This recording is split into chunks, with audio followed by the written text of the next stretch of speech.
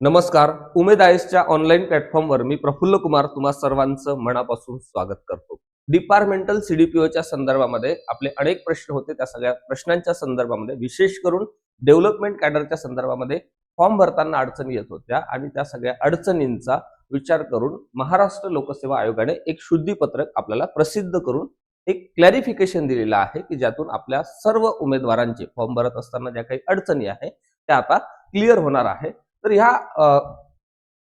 Clarification मध्ये आयोगाने काय म्हटलेलं आहे ते आपण या ठिकाणी पाहण्याचा प्रयत्न करू. ही जी डेट आहे 11 डिसेंबर 2025 त्या दिवशीचं हे शुद्धीपत्रक आहे. ही गोष्ट लक्षात घ्या. म्हणजे आजच हे शुद्धीपत्रक या ठिकाणी आलेलं आहे.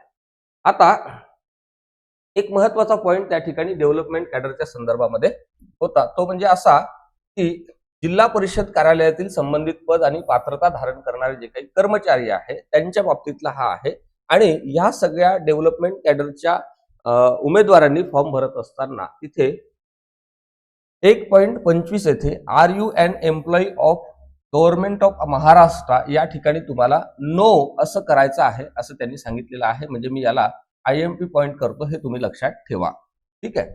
त्यानंतर हे नमूद करायचं आहे म्हणजे या प्रश्नाला त्या ठिकाणी कॉलम मध्ये यस आणि नो अशा पद्धतीचे दोन पर्याय आहेत. तुम्हाला नो करायचं आहे डेव्हलपमेंट कॅडरवाल्यांनी, अर्थातच जिल्हा परिषदे अंतर्गत काम करणाऱ्या सगळ्या मंडळींनी. सोबतच त्यानंतर विषयांकित पदासाठी अर्ज सादर करताना are you an employee of Zilla Parishad under rural development department हा पर्याय निवडायचा आहे आणि इथे यस असा दावा नोंदवून सेवार्थ ID नमूद करून अर्ज सादर करायचा आहे असं आपल्याला स्पष्टपणे सांगितलं. म्हणजे हे जे दोन प्रश्न त्या ठिकाणी अर्ज भरत असताना आपल्याला विचारलेले होते आणि या प्रश्नावरून आपला फार मोठा गोंधळ उडालेला होता. कारण आपल्याला नेमकं तिथे काय भरलं गेलं पाहिजे या सगळ्या संदर्भाने अडचणी येत होत्या. म्हणून एक शुद्धीपत्रक काढून महाराष्ट्रातल्या सर्व उमेदवारांची, ज्याला आपण काय म्हणतो की शंका असेल किंवा प्रश्न उपप्रश्न जे काही होते, जो काही गोंधळ होता तो गोंधळ त्या ठिकाणी क्लिअर करण्याचा एक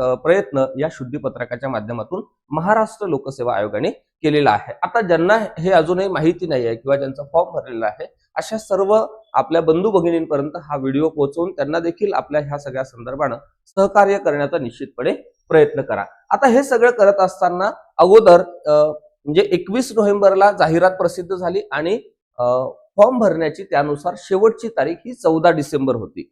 आता हे शुद्धीपत्रक ऍड केल्यामुळे फॉर्म भरण्याची जी डेट आहे म्हणजेच अर्ज करण्याची जी डेट आहे ती त्या ठिकाणी वाढलेली आहे आणि आता आपल्याला 22 या ठिकाणी 22 डिसेंबर 2025 पर्यंत आपल्याला अर्ज करता येणार आहे. ही गोष्ट लक्षात घ्या. जी 14 तारीख लास्ट डेट होती, आता आपल्याला 22 तारखेपर्यंत काय करता येणार आहे, निश्चितपणे फॉर्म भरता येणार आहे. अजूनही ज्यांनी फॉर्म भरलेला नाही असे काही मंडळी असतील की ज्यांनी फॉर्म भरला नाही किंवा काही लोकांनी विचार केला नसेल की लगेच आता माझं काही दिवसामध्ये प्रमोशन सुद्धा होणार आहे, मग मी इकडे सुद्धा क्लास 2 गॅजेटेड होणार आहे, मग परत त्यासाठी अभ्यास करणं, तयारी करणं, किंवा मी आता आहे त्या ठिकाणी समाधानी आहे किंवा सेट झालेली आहे किंवा सेट झालेला आहो, अशा कंडिशन मध्ये असणाऱ्या लोकांनी त्या ठिकाणी कुठेतरी संकोच बाळगलेला होता. आता त्यांनाही जर वाटत असेल की आपण एकदा प्रयत्न करावा, फॉर्म भरावा आणि अभ्यास करावा, तर त्या सगळ्या टप्प्यावर तुम्हाला आपलं मार्गदर्शन सहकार्य सुद्धा प्रत्येक टप्प्यावर असणार आहे. ही गोष्ट लक्षात घ्या. म्हणजे आता दोन गोष्टी झालेल्या आहे. या दोन महत्वाच्या पॉइंट आपल्याला लक्षात घ्यायचे. सोबतच अर्ज भरण्याची तारीख वाढलेली आहे, ही सुद्धा एक सकारात्मक आणि महत्वाची गोष्ट या ठिकाणी झालेली आहे. त्यानंतर या सगळ्या बॅचच्या संदर्भामध्ये तुम्हाला या ठिकाणी सांगतो की ही आपली बॅच आहे.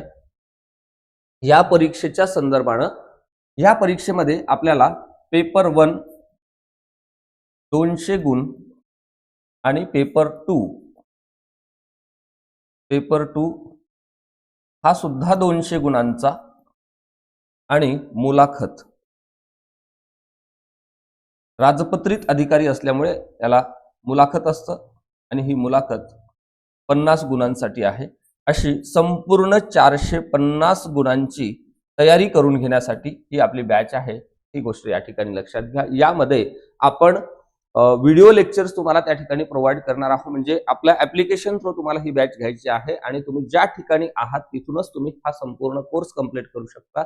आणि या सगळ्या संदर्भातले लेक्चर जास्तीत जास्त वेळा तुम्ही पहा आणि कितीही वेळा तुम्हाला त्या ठिकाणी पाहता येणार आहे. त्या सगळ्या संदर्भातले एक्झाम ओरिएंटेड सगळे आपण नोट्स सुद्धा प्रोव्हाइड करणार आहोत. आणि टॉपिक वाईज टेस्ट असेल, कॉम्प्रेहेन्सिव्ह टेस्ट असेल, MBT असेल म्हणजे मेमरी बेस्ड टेस्ट असेल आणि सगळ्यात महत्वाचा टप्पा लास्टचा जो की मुलाखतीच्या संदर्भातला आहे. म्हणजे ऑफिसर लाईक क्वालिटीज काय आहे, मुलाखतीला सामोरं जात असताना आपल्याला कशा पद्धतीनं त्या ठिकाणी बिहेवियर ठेवणं किंवा कशा पद्धतीनं तयारी करणं अपेक्षित आहे.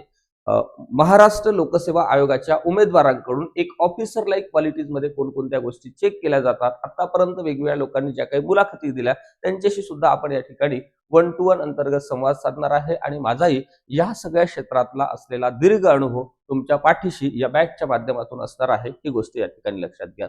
तरीही अजून तुमचे काही अडचणी असतील तर निश्चितपणे या 2 क्रमांकापैकी कुठेही तुम्ही या ठिकाणी फोन मेसेज करा आणि आपल्या अडचणी सॉल्व्ह करून घ्या आणि लवकरात लवकर फॉर्म भरा. आणि ज्यांना अजूनही ही अपडेट माहीत झाली नाही त्यांच्यापर्यंत निश्चितपणे या व्हिडिओची लिंक पोहोचवण्याचा प्रयत्न करा. आणि आजच्या या विशेष अशा अपडेटच्या सत्रामध्ये मी इथेच थांबतो. लवकरच भेटू आपण नव्या एका घटकासहित पुढच्या भागामध्ये. तोपर्यंत धन्यवाद.